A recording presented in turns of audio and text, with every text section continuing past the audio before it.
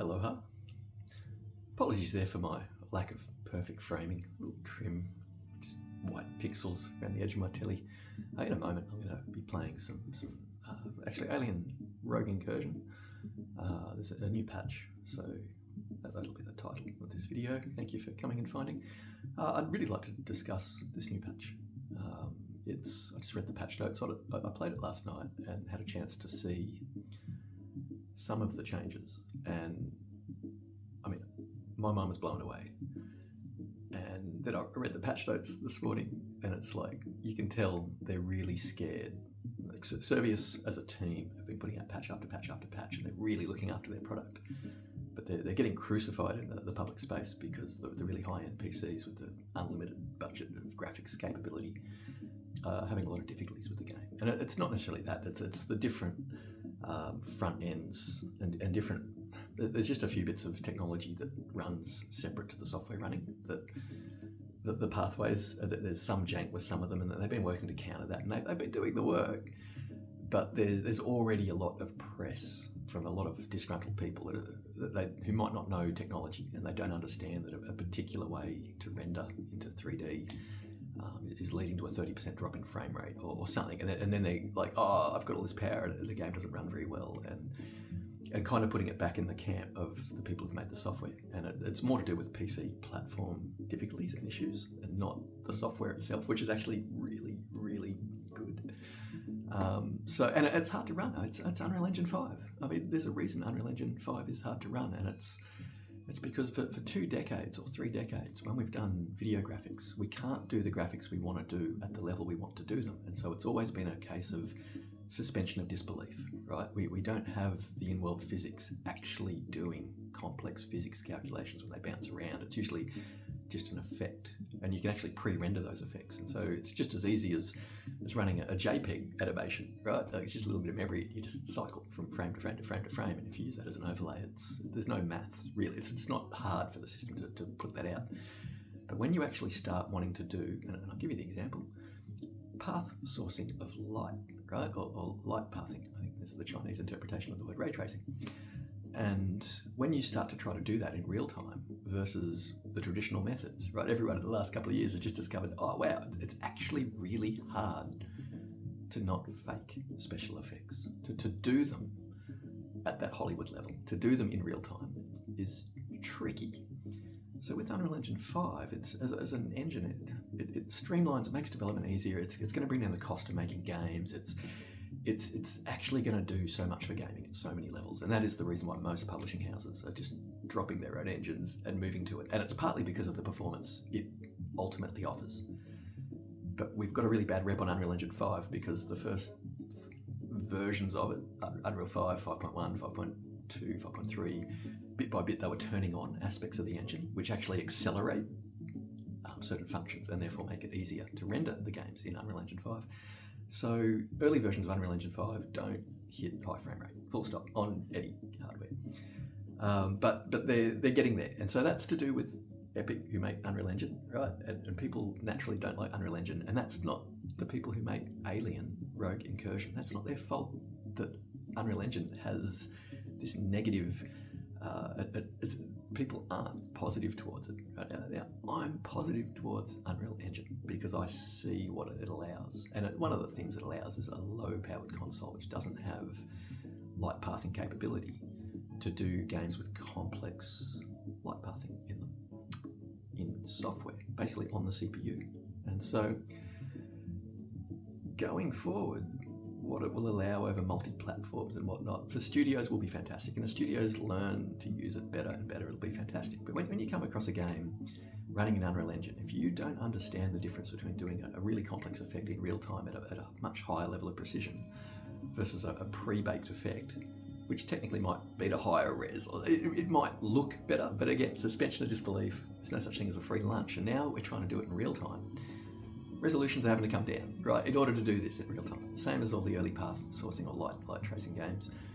It's like, oh yeah, just drop your resolution, right? Until we can get it running at a performant level, like you just got to go back to the old rules of you want to turn your graphics settings up, you want all the eye candy up, which ones are you going to sacrifice? If you don't want to drop your shadows down a set, you're usually going to turn your anti-aliasing down, but you're going to turn your screen resolution down because it just gets easier to render.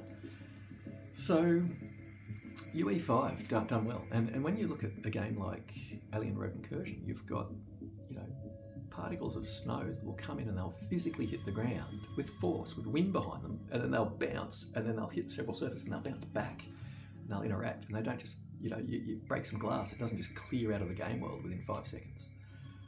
We're getting true next generation that we've not seen, right? So next gen is a buzzword. We're getting an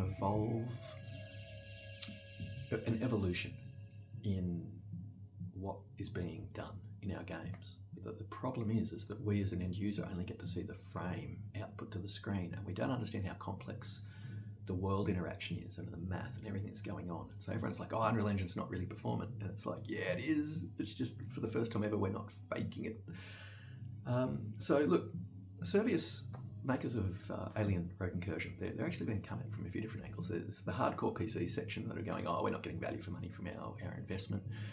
Why does it work so well on a console? You just don't love us. And it's like, no. That's to do with a whole bunch of technologies on PC, and it's not this small development team's issue to fix the PC platform. Nobody could do it. Nobody. Only Microsoft has it. Snowflake's chance in hell of taking back their 8 years of deprecating the PC platform to try to enforce console sales, right? Microsoft are now motivated to do it, apparently, because they're saying, oh yeah, gaming PC is the future because we've got nothing to hold up against a budget console, arguably. So, weird ecosystem, commercialism reasons, not to do with Survios. Alien Rogue Incursion is a fantastic game. The development team are working really hard, and this is where I say they're probably a bit scared to talk about what they're doing on the console space, given the perception of how the software is working in the PC space. Now that's a twofold issue, partly because the PlayStation console is not like an Xbox console. It's not like the last gen consoles that were basically straightforward PC ports. For the first time ever, we didn't really see any cool scaling where the consoles did something that PCs didn't do. That was last gen, right? Both manufacturers said, oh, this is great. Going forward, using standard PC architecture is fantastic. We don't have to spend 2 or 3 years engineering and developing the hardware. We can get a return on our investment so quick. We can just churn these things out and they just work and they're just compatible with everything out there. Better still, next generation, when we want to do backwards compatibility, we're not trying to work with a supercomputer or some custom silicon that can't be emulated, right? So Sony are really enjoying instantly, for the first time ever, having backwards compatibility, because for the first, PlayStation 2, PlayStation 3 were supercomputers, veritable supercomputers. PC CPUs didn't exist in those timeframes that could do what they could do. You can't emulate something with a lower powered CPU. You can't emulate a higher powered CPU. It just can't be done. So this notion that Sony didn't want to give backwards compatibility is nonsense. And we did find with the PS5 console, they finally had enough grunt they can do it. So we finally got backwards compatibility with PS1, PS2, PS3, PS4. It's pretty good. But neither here nor there. The PlayStation 5 console, when it was being engineered, they spoke with Sony, Mark Cerny, the system architect, if you will, of the PlayStation 5, was working with AMD with their future technologies, helped evolve some of their future technologies. The early Z-Cull, which gave the 50% performance increase with RDNA 3, that was in the PlayStation 5 console, right? That was the development of it. When AMD sort of took claim for it, going, oh yeah, RDNA 3 is great, frame rate's gone up. And it's like, well, why? And early Z-Cull just basically decides what isn't going to be seen by the screen. If it can't be seen by the screen in the final output frame, don't bother rendering it. Don't bother doing the shadows and casting the light and doing all that. And by not having to put all that data through the pipeline and having to do all those special effects on pixels that just never make it to the screen, you get a huge performance uplift. So for a console, it was worth doing, right? We have prehistory of this technology existing. All our tablets are using what's called Power VR technology, which was based off the concept of an early Z-Cull. So it's the ability for a lowly 10 teraflop chip, right? This is why the teraflop war doesn't matter anymore, because if you use a whole bunch of optimization technologies that net you 40% more performance than what the actual numbers are, it's wrong to quote the numbers. They're misinforming. So they don't want to do that anymore. Because the numbers are low. The numbers are low, but the performance is just too high for what they are. And so it leads to a lot of armchair engineers or scientists out there looking at the raw statistics and raw numbers and using their scientific mind, developed in school. It's got to be right, man. If universities teach you to think this way, it's got to be right. So they apply these skill sets they've developed over their life to look at the actual information. And when you go, oh, the numbers in my PC are all bigger, than the performance numbers of this cheap little piece of hardware here. It's pretty easy to just believe. Makes sense. If you check it against your own filters, it costs less. Makes sense. It's got less performance. Problem is that it's highly customized, and Sony put two, like seven-figure price point deposits over to Epic in the course of the PlayStation 5 console coming to market. Basically, like, here's 150 million. Here's big chunks of money that Sony was giving to Epic. Now, it's pretty easy for the layman to go, oh yeah, but Sony Pictures uses Unreal Engine like in The Mandalorian to render the backgrounds, right? Instead of building complex movie sets, which cost lots of money, rendering in CG and just having your character stand in front of a green screen or blue screen or whatever, it is just easy, right? So there is legitimate reason for us to believe that the money they were putting into Epic was for multiple aspects of their business. But the reality is that Epic had input on the Sony PlayStation 5 consoles silicon for functions that will accelerate key parts of Unreal Engine 5. So anyone having issues in the PC space with a game that's on Unreal Engine 5 and then looking at a lowly console and going, oh, it's just not well optimized on PC, you're wrong. But don't let the truth get in the way of misinformation.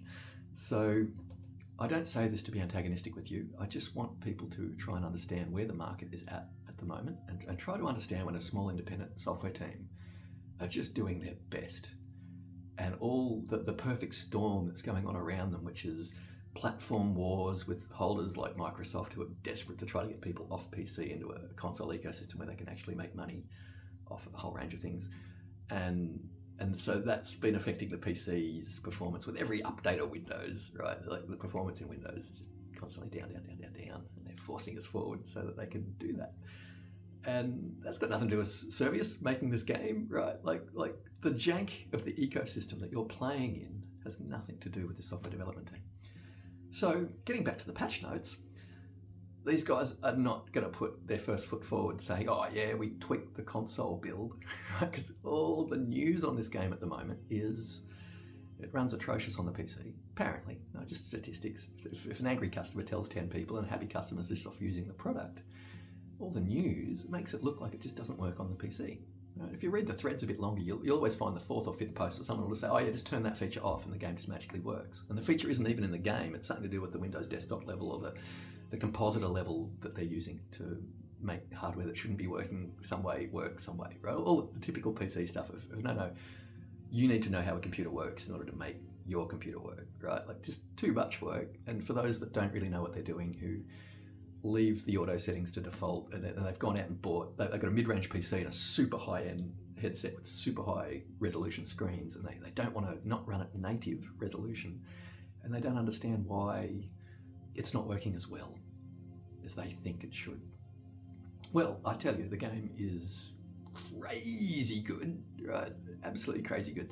The game as it came out didn't support the pro hardware. So what we're seeing is a game where they've pre-baked all the lighting at a crazy level. So they were using NVIDIA 4090s. Some way through the development, they swapped to 4090s because the cards they were using before that were taking 3 to 4 hours to render these pre-baked effects with the lighting. So that when your eyes pass over a surface, it's like a pre-baked animation for how the lights all interact and how the reflections interact.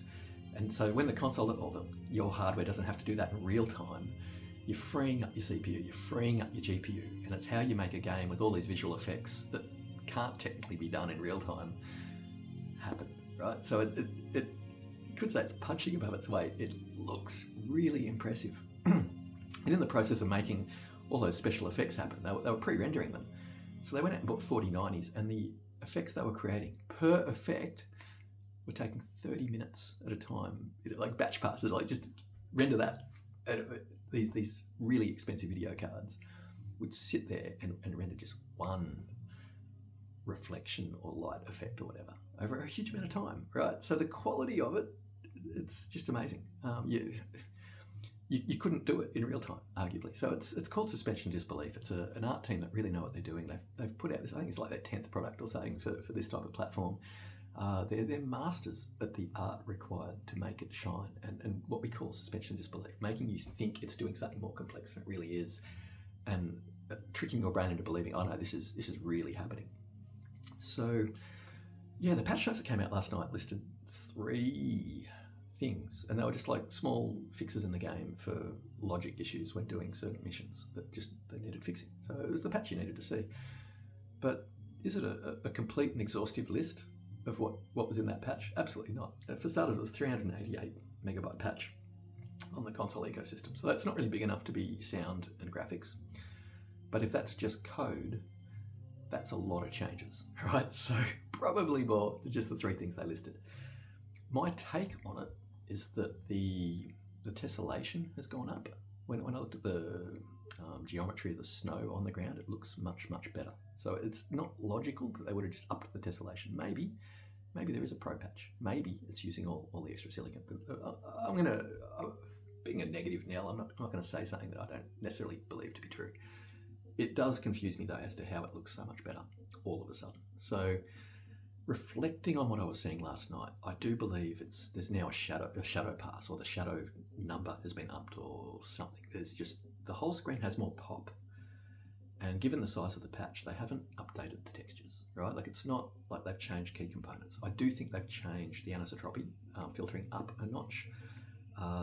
The processing of complex light in alpha channels. So grayscale is really hard mathematically. If you take shortcuts with alpha, it can really reveal itself to the screen. And I think after the 3rd or 4th patch, there was one bit where you step out of your ship and there's some spotlights coming down at you through this mist. And you can actually see the geometry of the light structure. Would have been light flares, but the way it broke up through the mist, it looked mathematical. Like you kind of looked like it was plotting points. And they fixed that. So they've obviously come in and they've, like with a fine-tooth comb, and the art department has come in and gone, look, we are aiming for performance, but we don't want to break the visual or the art direction. And so the patch I saw last night, there was so many areas where it's like they've tweaked that up, they've tweaked that up, they've tweaked that up, they've pulled that down a little bit, but I don't really notice, right? Like, they've done that clever. And so I feel like the resolution of textures at a mid-distance now is a little bit lower in quality than it previously was. But that being said, you wouldn't know. And this is the one I really think they've done, is that they've upped the resolution of the world, not the render to screen, right? Like most games will do that. There's got a few games out there, they'll give you options with the Pro patch where they'll say you can either run the game at 60 into 120 as reprojection, and we'll give you a 25% resolution increase. Or if you want to go for 90 native without reprojection, we'll give you a 15% resolution increase. And that's in the output to the screen, arguably. With this game, it looks like they've increased the world resolution in an earlier stage in the pipeline. And it just comes across in the way the lighting falls across each scene, the shadows, the geometry of objects. And for the size of the patch we got, like, either they've gone in and individually tweaked every single scene in the game, not likely. More likely, you just make some general top hierarchical changes that just affect everything they're under. And if that's the case, they look like they've put a little bit of due diligence in on the console platform, specifically achieving, for the low spec that they've got to work with there, to really make it shine to the best they can. That being said, I'm cynical. I do believe that what I was experiencing last night is a pro patch. It was just increased too much in visual fidelity. It would basically require that every game I played prior to this, that the foveated rendering just wasn't working. And now it just magically was in last night's session. So there's any technologists out there that are like, well, you can check that. Go into your console setting, turn off eye tracking, and then play the game, and you'll see the native resolution of what you would see wherever your eyes look. I was like, well, yeah, okay, you can do that. Or when I review my footage and I'm looking at the screen and I look at the areas of the screen that I'm not looking at when I'm foveated rendering, what resolution am I seeing, right? Like, it's high res and it has gone higher resolution. So the patch notes are not exhaustive. And for that reason, I'm now going to do a video. Sorry, apologies there for the long lead in. It wasn't my intention to do anything other than like go, hey, here's some video footage of the new patch running. So we're going to do that now. Okay, the reason I do long lead ins, the reason I don't have my equipment working before I do the video is that I'm a PC tech. Have been since, I guess you could say the 80s, but professionally since the early 90s. And I've serviced a lot of computers. When I give help to people, I like to go slow and explain. Teach a man to fish, right? I explain what I'm doing and why, right? The why is kind of important. I'm not one of those techs that comes to your house and says, can I work on your computer? I don't ask. You've asked me to come out. I go, okay, where's the computer? And you send me over there. And while you're walking around the room, I go, click, click, click, click, click, click, click. And then just as you're getting over to the computer, I go, yep, done. And you're like, oh, what'd you do? Why would I tell you that? You're not going to call me out next month. If I tell you. Not that tech, right? I'd rather teach a person to fish. I'd rather a person solve their own issues and understand why they may or may not be issues.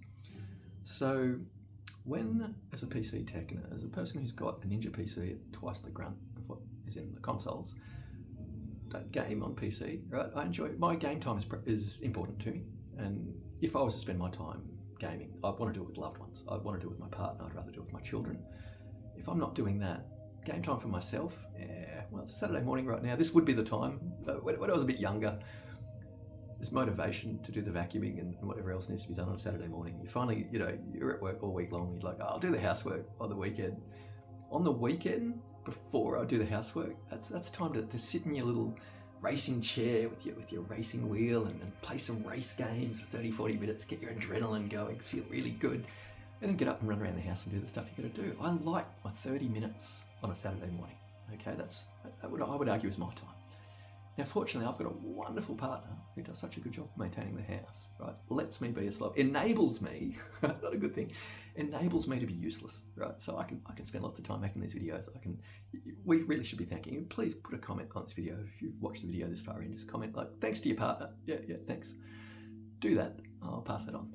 So that frees up my time to be doing these things. So here I am now doing a video, and the reason I like to show my setup process is that anybody that's in the PC space, and they know how difficult it is to maintain their computer from boot to boot, right? There's a Windows update, okay, go and check your power plan settings, go and check it's in high performance, go and check if your CPU has a speed state low and a speed state high of 100%, because chances are Microsoft has made your high performance power plan have a maximum CPU state of 70% or something stupid, and you've just lost 30% of your CPU grunt, right? And that happens constantly. Right? I'm a PC tech. Trust me, this is happening. I go and set my own custom power plan.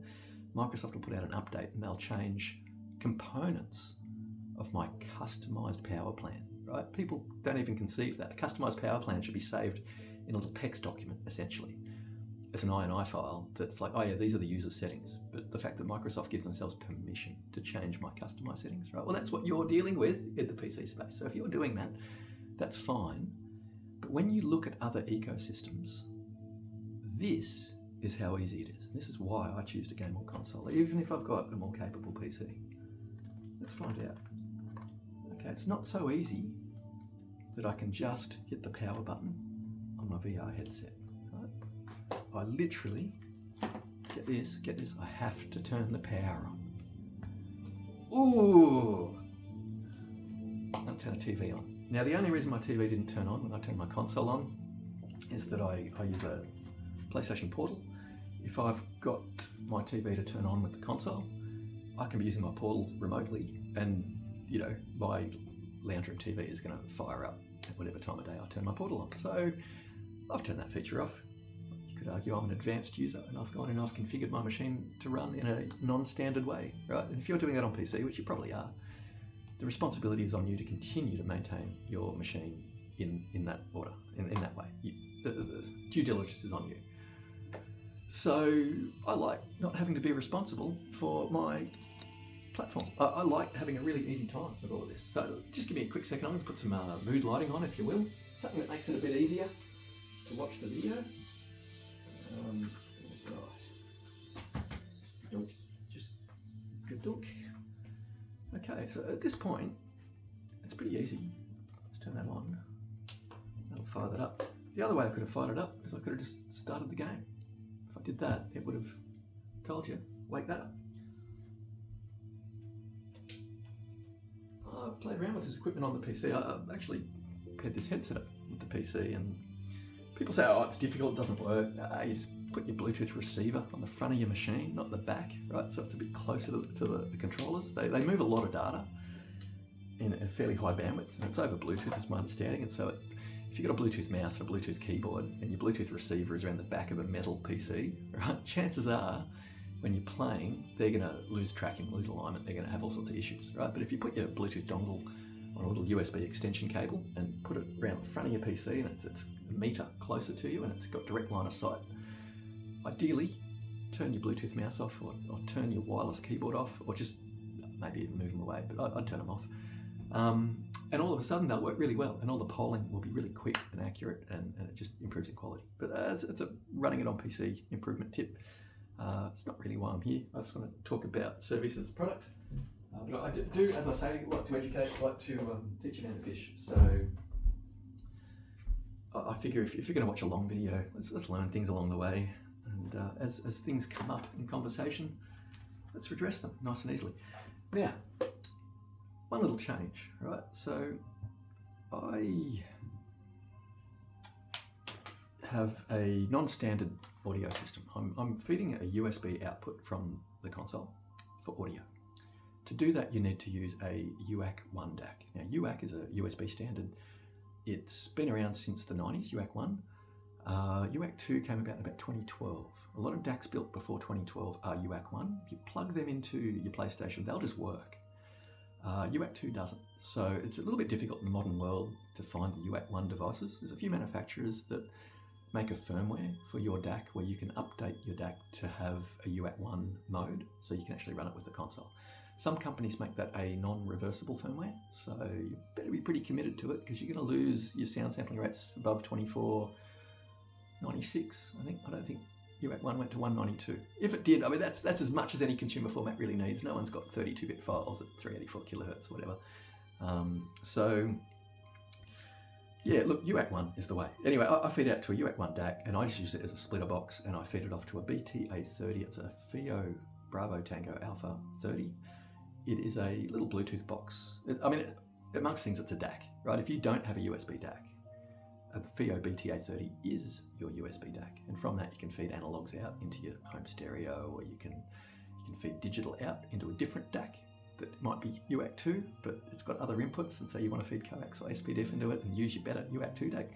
You can use a modern DAC with the console, but you'll just need a lifter box like I'm using. So a UAC 1 DAC, and I feed two digital cables out. One is to the device we're currently listening to, or will be in a second when I hit the button to swap it over.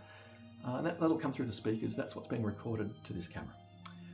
What I'm going to be listening to, because I'm playing a scary as game, and I need my situational awareness, right? My motion detector only covers a 45-degree angle in front of me, right? I need to hear 270 degrees behind me.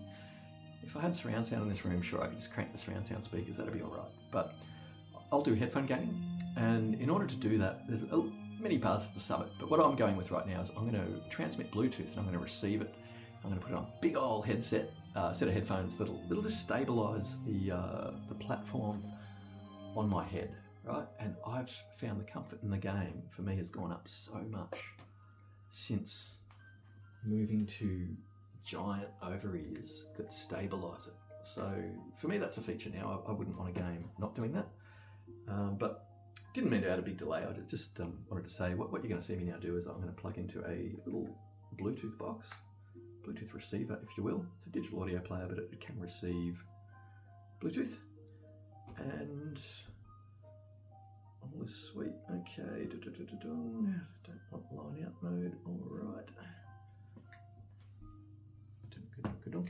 So I do have to just go hit the pair button on said transmitter, and then that's done. Right, so a FIO BTA30 is a solution. It might be a solution that people don't even know exists. For me, it was an impulse buy. I was in the shop one day, and it was such a cheap price point, and I'm like, what? It does all of that? And it was just like no brainer, man. Like I didn't ring up the partner to say, oh look, I want this. Can I get it? I guess I don't do that. I've got a really good, loving, patient partner that just puts up with me and trusts me, right? And so I because I'm given trust, I like to earn that trust and respect that trust. And so I do everything I can to not just pointlessly buy things. But when I saw the FIO BTA30, I was like, oh man, that is a Swiss Army knife. It is so useful that I'm going to use that so much over the next decade or more that for the little outlay on it, it's going to allow me to use lots of the rest of my equipment. So instead of having to buy cheap consumerism, mass market, arguably lesser quality headphones, because I'm into head-fi or headphone hi-fi, being able to use my better setup that I've already got, right? I don't want to invest further money, especially the cheap budget consumer stuff that fails all the time and needs repairing and just falls apart. So yeah.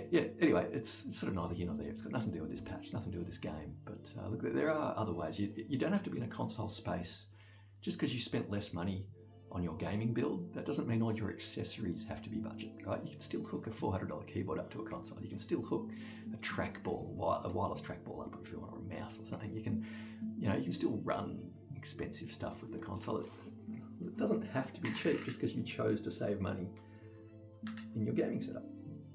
All right, so at this point, the one thing I'm going to do is just get these cables right from the get-go. Okay, so nice and sharp and clear. One cable I can handle. All right, and good. Should now be on. And oh, there we go.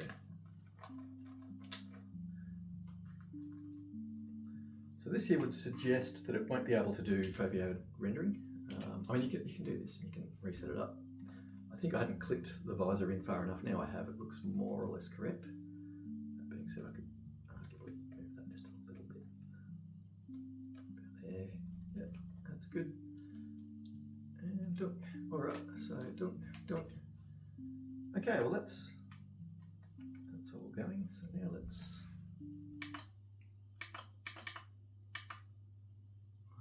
The one that should allow sound through the speakers. Oh, I feel that with my hands. No. Oh, maybe it's 5. Might be that one. Okay, so I've got sound under here. I don't think there's sound out in the room. I think by now I would know which input. Oh, actually, I'm just going to turn it up. Right, fair call. Let's give that a shot. That's better. Right, so you guys have sound. Now I need sound.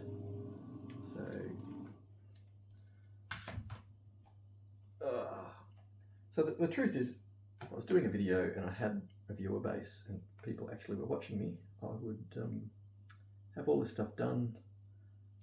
I would argue prior to the video. My regular viewers would know I'm generally pretty honest, and that if I have a lot of issues with the setting up, I wouldn't just lie about it or obfuscate that fact. But for me, the biggest win of the console ecosystem, without doubt, is the streamlined nature of getting into the game, getting started and enjoying it. Okay, so it's too loud in the room. You're not going to hear me talking over. From this point on, I guess I should just play.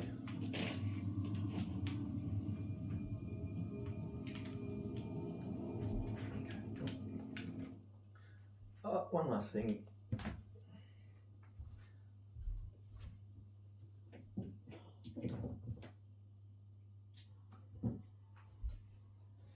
It's a situational awareness thing. I like to have a fan pointing at me. And I must admit, it can get a little bit warm running around, turning around. It's summertime technically in the southern hemisphere right now. So if you're seeing me put cooling on and you're like the majority of the world's population living in the northern hemisphere and going, oh no, it's cold, why would you?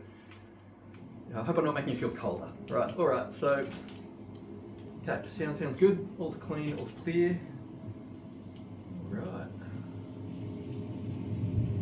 Oh, the accuracy of the sound is amazing. So what I'll do, I'm just going to run back to the easier area I just come from. And if you look at the ground, mainframe disconnected. The art asset now lines up on the ground correctly. What I found in earlier builds, the value of the snow, it was almost like two different monitors in an art team, calibrated with different color balances, had been putting down the white. Like you can see an edge there where it's arguably blue and arguably white. But something in this patch has changed, and it all looks so much more integrous. Whoop, hang on, what am I doing? So I got to.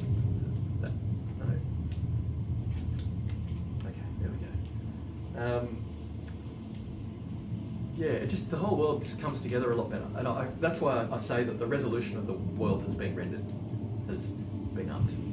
It's not just the pixels to the screen. Anyway, I said I'd talk less. Please, experience and enjoy.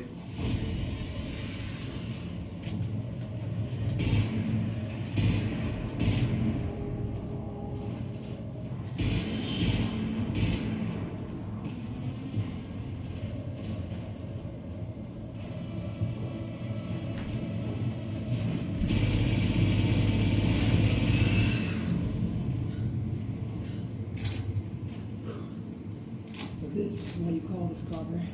Davis, I've got bad news. We've got x-rays. There are vehicles down there. Where are you? I'll meet you immediately. No. I need you working on the ship if we're gonna leave in a hurry. Very well. Be careful, Zula.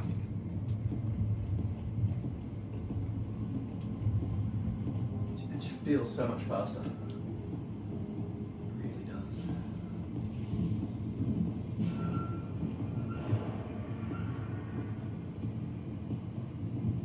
Okay, so that Xeno up there made a sound and it echoed over the space. And there's things like Tempest that tracks the sound through an environment. So the direct sound was up there, the bounce sound was off that wall. But the way it builds the environment is amazing. And anyone looking at the snow, you'll see it hit the ground, it responds, it's got physics on it, it's bouncing off walls. It's just epic. Epic. We don't get this level of power, of computation Davis, this wasn't games giving me the on this creeps. platform. 2 screens high res. Watched. We're on the radio side. Gotta hear him coming. Understood. Please check in when possible.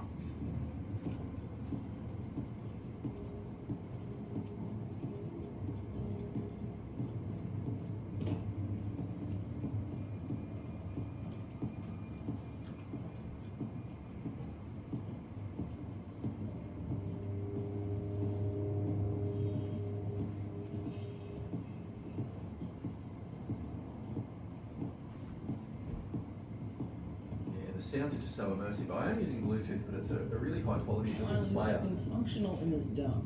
And I've never heard this much detail. It's fantastic. No. Facility containment protocols in effect. Would you like to restore functionality? So anyone wondering, I'm not very far in the game. I'm guessing if people are watching this for patch notes, they'll know. But anyone that hasn't, we basically just missed the cutscene at the start that sets up where we're at and what we're doing. I've probably played for less than 10 minutes. Please wait until protocol purge is complete before entering the facility. Damn it! Why so loud? That is ringing the dinner bell for any xenomorph shouting distance. Purge complete.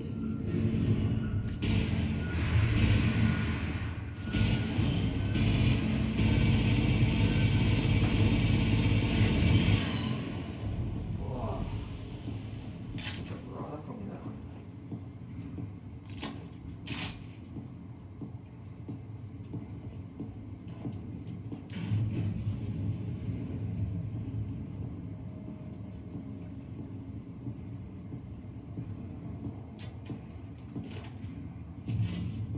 Yeah, so I've moved my spots on the body where my handgun sits. I now miss it. When I first set it up, I actually put it about half an inch into my leg. So in order to pick my handgun up, I was basically punching my leg. I love it. It gives me a physical feedback that in the middle of combat, when you're a bit scared and just want to really get your gun into the mouth of the enemy, you need to draw it from your belt reliably.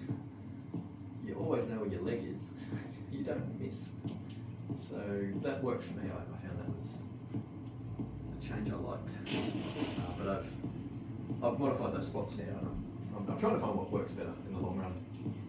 But I do prefer my old setting. I was more reliable at always getting my handgun.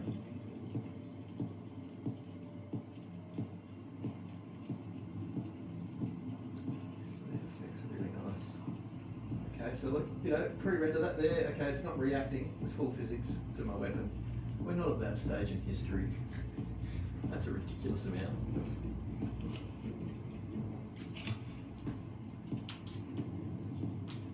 See, not being able to punch my leg.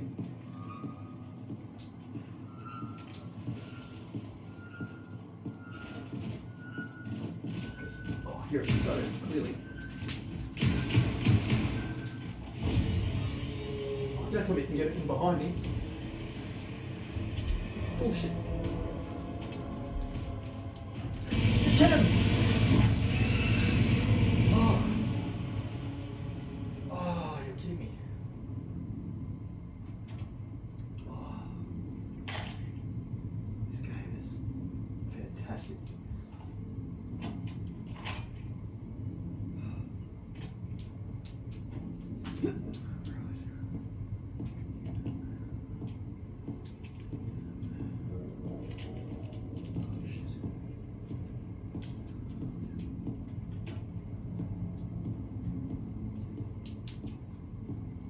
Because I've moved my belt points, I'm not able to quickly grab ammo. It's not ideal for complex moments, scary moments. Alright.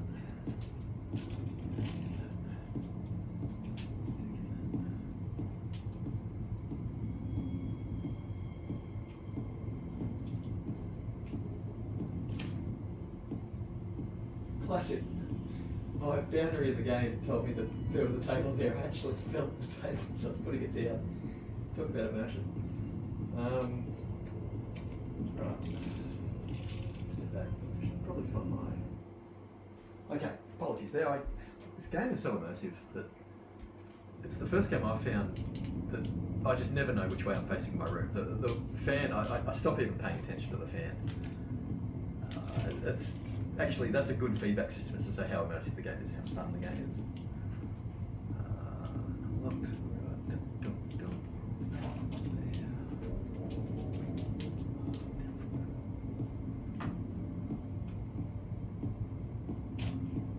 Can't see a damn thing in here.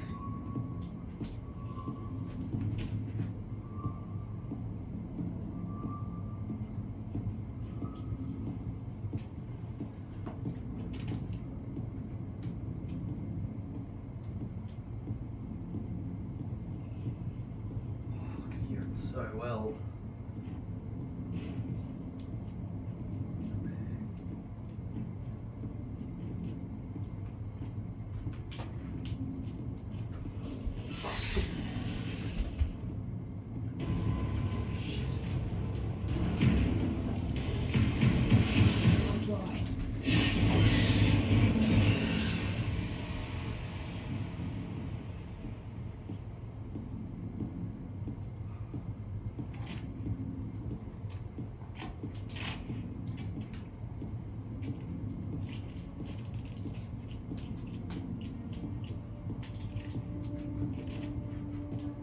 Right, so the difficulty level I'm playing on, I've noticed that the game is now working so much better.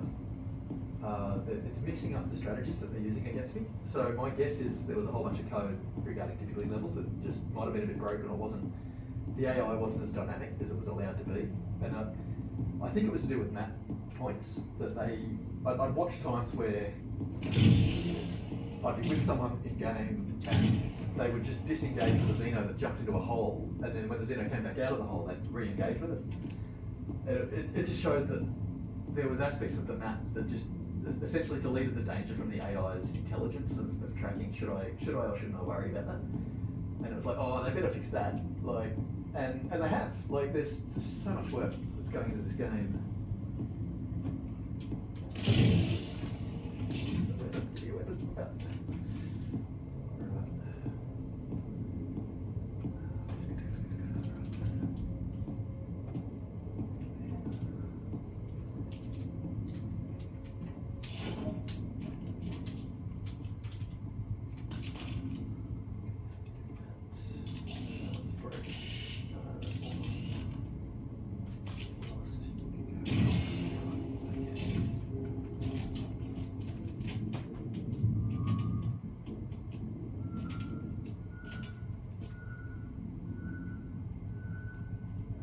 Down your sight to do more damage, I'm very confident.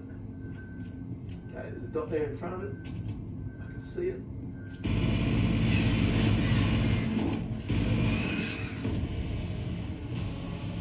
Now in the real world, I just lost my motion detector. I'll tell you why. Those things spit out acid. That thing was sitting underneath it when it basically went off. If you only had one motion detector,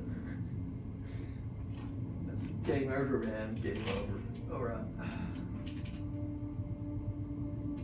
Always good to get some ammo.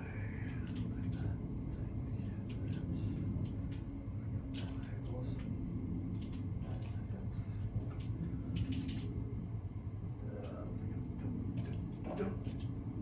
Might be worth raiding your lockers before you save, because if you do pass and you come back in, you get to open your lockers afresh. And given a lot of the game is about resource management, you're often feeling, if you will, you don't have enough ammo that you can just blast them the way you want to. You've got to conserve your rounds a little bit. You've got to basically aim better, get good, make your rounds count. Basically, look down your sights and brace your weapon, up your accuracy, I think up your damage. So you'll see with the sights on all the weapons, there's 3 stages of colour on them, and I think, okay, that's different, patch to patch. Wow, so that shows that they must have bring in super high quality detail mode when you're within like 3 in-game meters.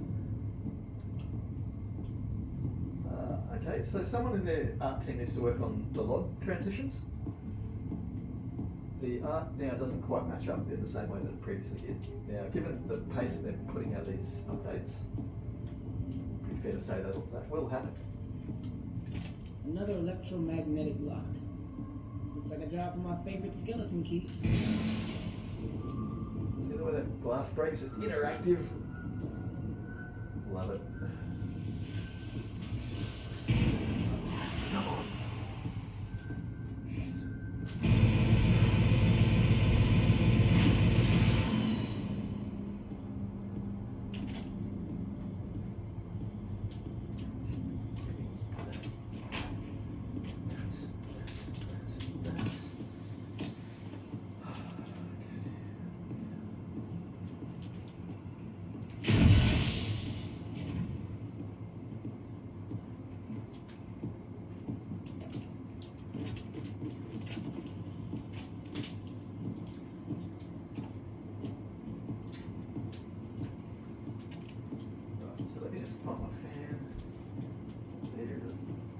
Security reestablished. Wow. Such a good game. Okay.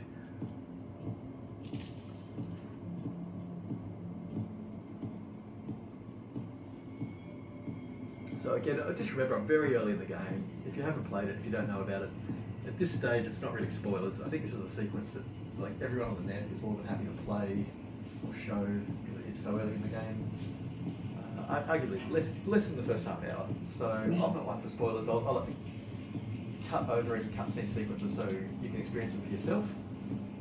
But at this stage of the game, this isn't giving anything up. Can't carry that.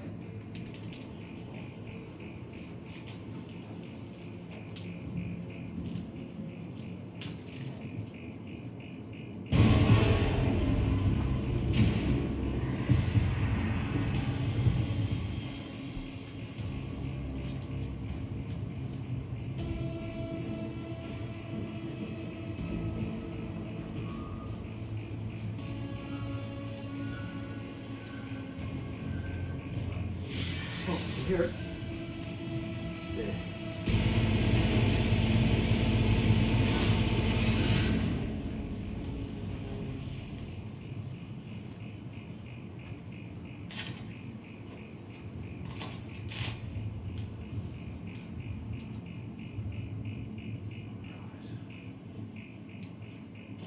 Sorry, I need to borrow this.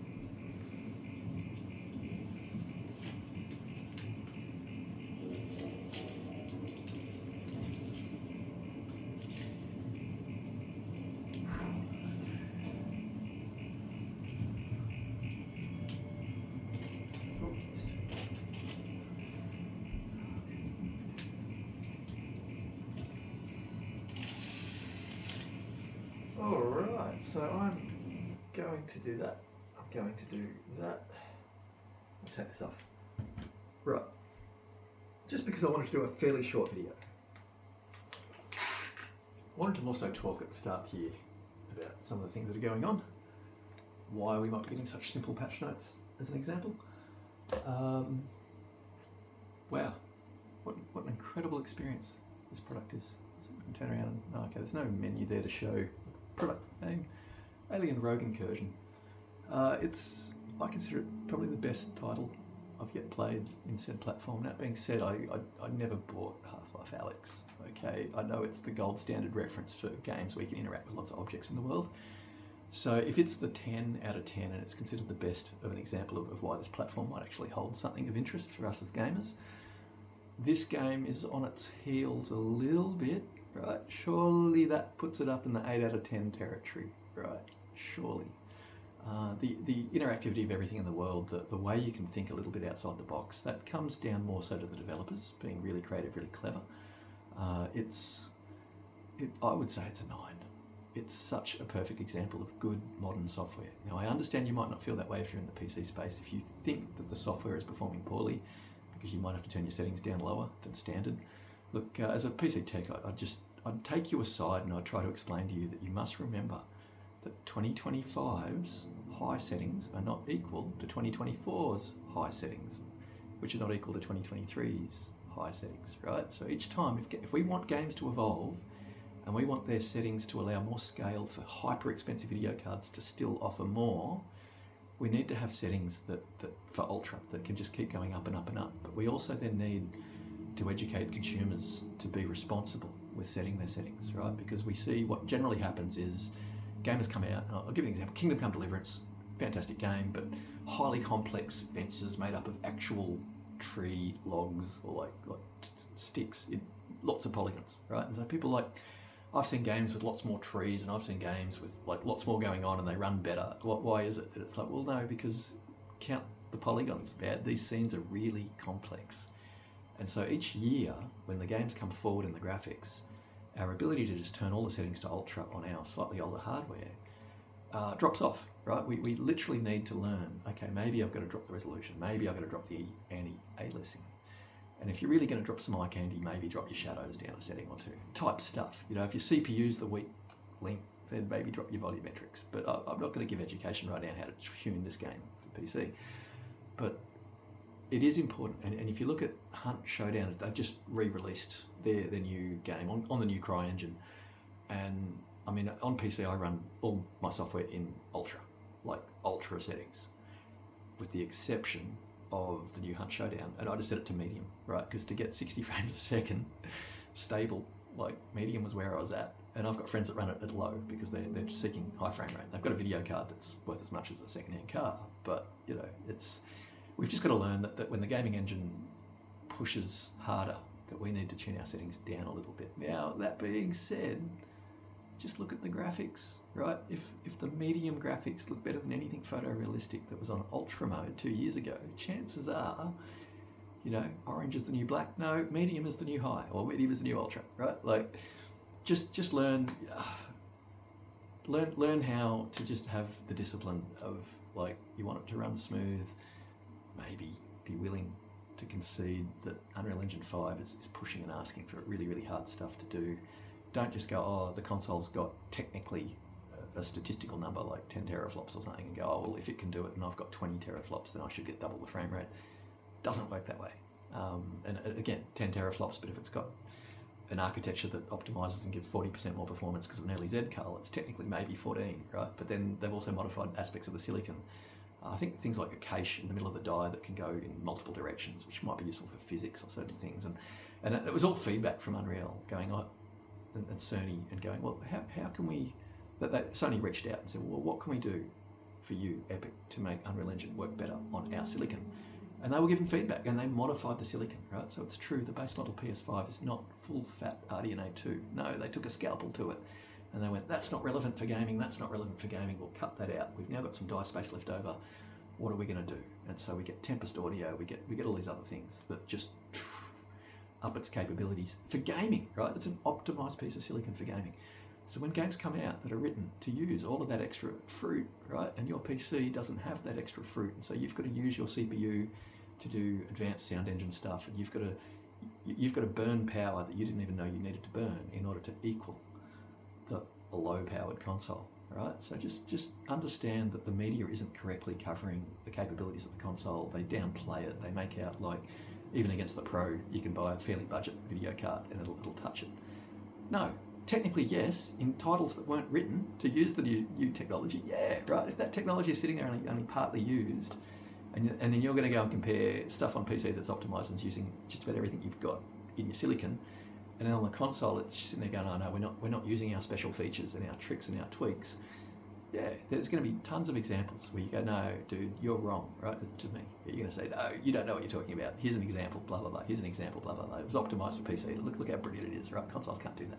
Yeah, okay, it's a big world. There's lots of examples out there of anything that you can think of. The reality is that Unreal Engine 5, over the next however many years, is going to run really well on a low-powered console. And the truth is, the cost of adoption of a super low-powered console, including the platform, is less than the cost of a mid-tier video card that will run this game somewhat poorly on a fairly expensive ecosystem in terms of time and money.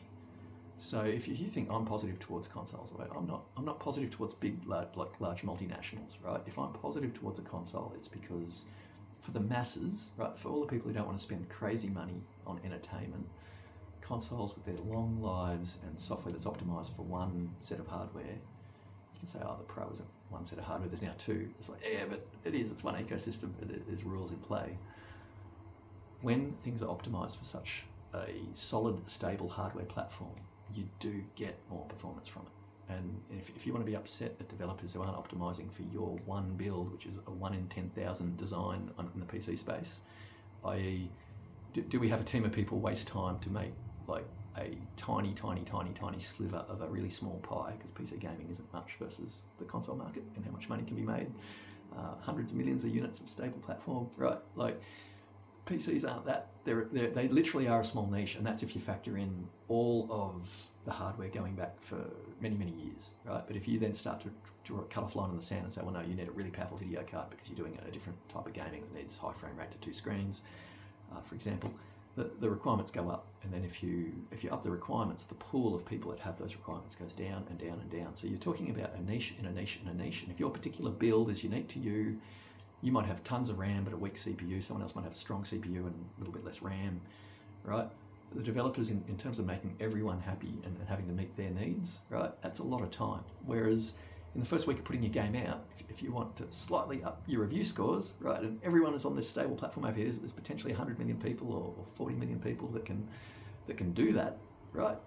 You focus on them first. It becomes the lead platform. It's not because anyone's aligned with some multinational. It's just common sense, right? So yeah, that common sense might frustrate you because you believe you spent a lot of money on your platform. You didn't give it to Survios, right? If you'd given it to Survios, they might have sent you specific emails saying, here's a solution to your problem. You didn't give them a ton of money, right? We buy their budget software. We enjoy it. Let's give them a little bit of rope, shall we? Because they seem to be doing the due diligence. I think we should have a little bit more faith, a little bit more positivity towards them. A lot more, actually. I think they're one of the best examples of customer service and focus and doing the effort that I've seen in yonks. So yeah, that's why I do these videos. Could say it's a gift, but I just want to take the blinkers back a little bit on possibly in the consumer world. And it's not just relevant to this game. Again, I say Unreal Engine 5 on the Sony Silicon over the next many years is going to deliver in ways that people just aren't aware of. And so you can either educate yourself now and save yourself the pain over the next 4 or 5 years where you go, again, oh, why are they doing that? And then eventually it comes to fruition that it's like, oh yeah, it was highly optimized silicon for Unreal Engine 5. Like, that's just the way it went, right? Or you can accept that fact now, and then each time you see evidence that supports that, instead of going, oh, that's wrong, you can actually go, oh, cool, wow, okay, that's what happens when customized, optimized silicon exists and people can write specifically for it, right? So it's a win. It's a win for us as consumers. It's great when such a cheap and low cost of adoption can deliver such an exceptional output. Alrighty. Well wishes with you. You have a great day.